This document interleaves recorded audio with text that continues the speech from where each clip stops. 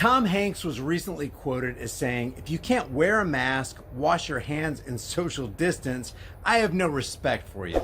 Which is really funny because just the other day I was thinking, if you can't stay off Lolita Express, stay out of the flight logs, and stop hanging around people like Jeffrey Epstein, well, I have no respect for you. Besides, requiring people to wear a mask 3 months into a pandemic is kind of like requiring the husband to wear a condom when he's sitting there at the baby shower.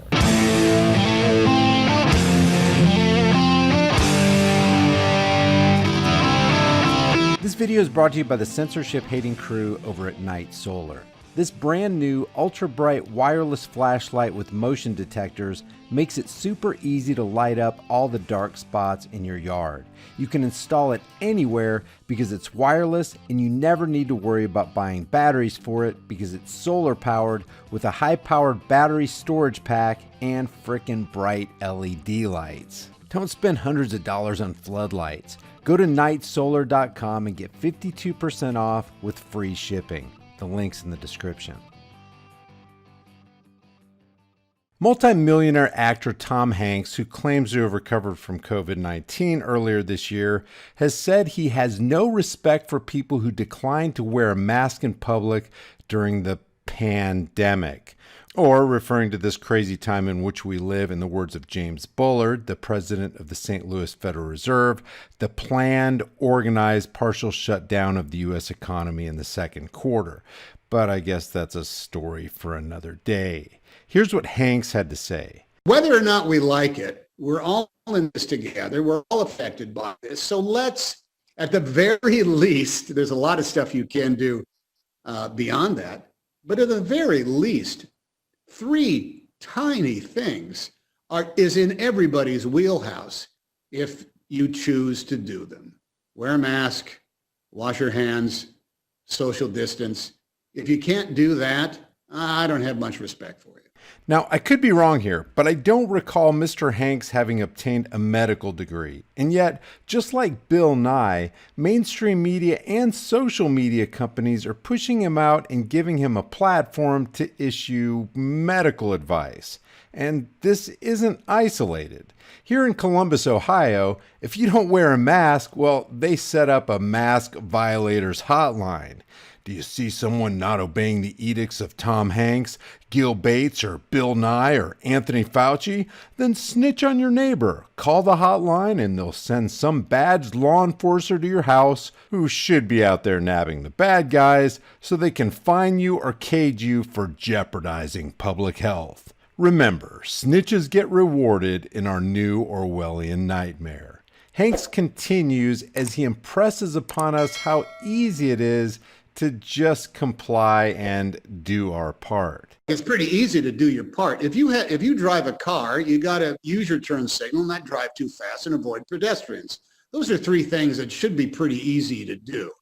And COVID-19, if we social distance, wear a mask, and wash our hands, we'll be able to get along. So let's do that. Come on, let's do that, guys. Millionaire actors are telling us to do it. Millionaire corporate teleprompter readers want us to do it. Our benevolent government overlords want us to do it. And for God's sakes, Gil Bates wants us to do it. So by golly, it's something we just need to get with the program and do. In other news, this rock star stepped to the podium and gave his city council a piece of his mind.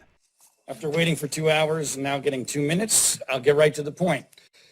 This board is pretending that for the last 3 months, your emperor, Dr. Levin, has not been against a mask declaration. Now, all of a sudden, we're pretending that masks are everything, even forcing speakers to use masks. I would like the board to take a position. Was Dr. Levin wrong for those 3 months?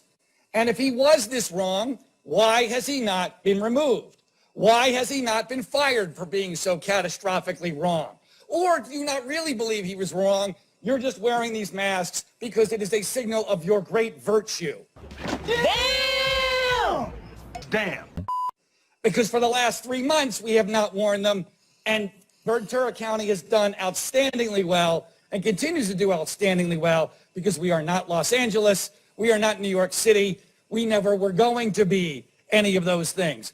Ironically, this is one of the few things Dr. Levin was actually right about.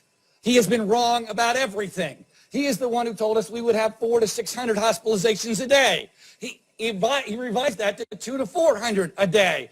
We still haven't reached that in one day. We're barely over 200 for the entire ordeal that you guys have put us through. We now have panicked over 51 total hospitalizations in a county with 8 hospitals. Can you people do math? Can you please do basic math and understand where we are on this? This is not a crisis. You, however, have created one. You, in an effort to try to prevent all death, when we've had 43 deaths, have now ended all relevant life. And you should all be ashamed of yourselves. And this will never be forgotten, ever be forgotten. You will all be held accountable eventually, in this life or the next. You all better hope there is no hell, because when you die, that's where you're going. And guess what? You're not going to be dying of COVID either. Thank you. I would categorize that as a boom. In other news, for the purposes of sprinkling a little humor on your day in the midst of gross and advancing tyranny, the satirical website The Babylon Bee had a hilarious article entitled "Liberals Worried That Without Cancel Culture, They'd Actually Have to Defend Their Ideas." They write, "As cancel culture has come under attack in recent weeks, liberals have begun to grow worried that that is, cancel culture, might get canceled. And if that happens, they'll be in a terrible situation of having to discuss and defend their ideas with people who disagree with them. Progressives have felt a growing anxiety over the thought of losing cancel culture and having to stand by their ideas and defend them with logic. Imagine how terrible it would be if, instead of just canceling someone, we had to discuss differing viewpoints and then defend our ideas," said one journalist as he searched a Quiznos employee's old tweets. "It's much easier to simply silence them through cancellation, guaranteeing we'll never have to examine our own views, come to a better understanding of the other side, and maybe even change our position sometimes. It's especially hard for the far left, as communists much prefer silencing people and exiling them to having to explain their defense of a system that has killed over 100 million people. It's what Joseph Stalin would have done," said Portland anarcho-communist Jade Wilson. "You didn't see him worrying about defending his ideas. He just canceled people straight to the gulag." In other satirical and hysterical news with breadcrumbs of truth, in the article entitled "FBI Hires Top-Rated Italian Bodyguard Luigi Clintonelli to Protect Ghislaine Maxwell," they write, "Following the arrest of Ghislaine Maxwell for sex abuse charges, the FBI is taking no chances in keeping her safe while she awaits trial. Sparing no expense, the FBI has hired top-notch Italian bodyguard Luigi Clintonelli." "It's a me, Clintonelli," said the world-renowned bodyguard arriving at the prison. "Thanks to the particularly glowing reviews from high-profile individuals such as President Bill Clinton and Prince Andrew, all federal prison security checks were waived for Luigi. There's simply no one else we can trust to execute this job as she can." "Mamma mia, this simply will not do," exclaimed Luigi Clintonelli as she forcefully cleared the room.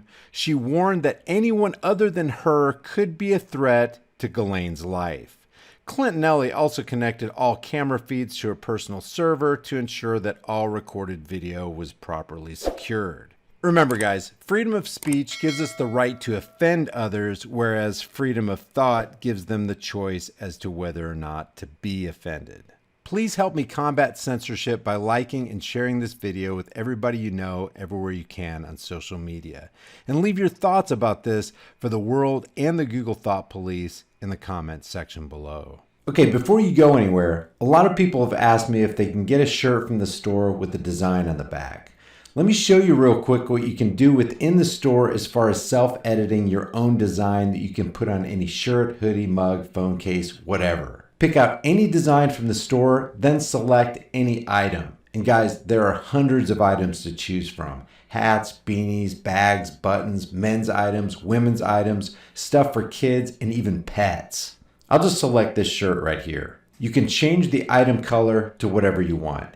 Hit this little pencil editing tool right here and then click on Customize. You can enlarge, shrink, or reposition the design on any item. You can also click over here to the left on Designs and add any design you want. Matter of fact, you can put as many designs as you want on the front or on the back of the shirt. Or you can click on Text and add some customized lettering. With the lettering, you can change the font color, increase the size, and you can even bend the text. And check this out. If you want a design or lettering on the back or on the sides, just click on where you want your design or text, click on the Design or Text tool, or you can even upload your own design. It only increases the price of the item a couple bucks. And you can do this on any item that you select.